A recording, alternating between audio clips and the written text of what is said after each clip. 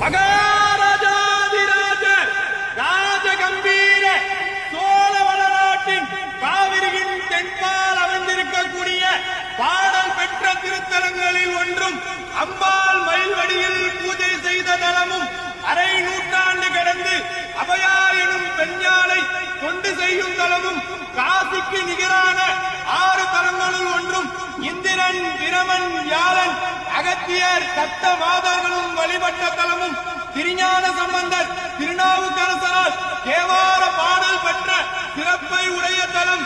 பிறப்பு இறப்பு எனும் மாறுபாட்டை அகற்றுகின்றவன், எவிட்டாத ஆனந்தத்தை அருள்பவன், ஆதியும் அந்தமும் இல்லாதவன், என் நிறைந்த வடிவெடுத்திருப்பவன், உள்ளத்தில் அமிர்தமாக ஒளிபவன், விஷத்தை திருப்பி அமிர்தமாக்கியவன், தொழுபவர்களின் துயர்களை தீர்ப்பதே தொழிலாய் கொண்டவன், தொழாது இருப்பவர்களுக்கு அனைத்து வகையான செல்வங்களையும் பாரி வழங்கும் வள்ளல் பெருமான், கௌரி தாண்டவர், செங்கோல் கொண்டு ஆட்சி புரியும் மயிலாடுதுறையரன், அபயாமிகை தாயார் உடனாகிய பயிரொழாத பெருமான் எழுந்தருள்கிறார்.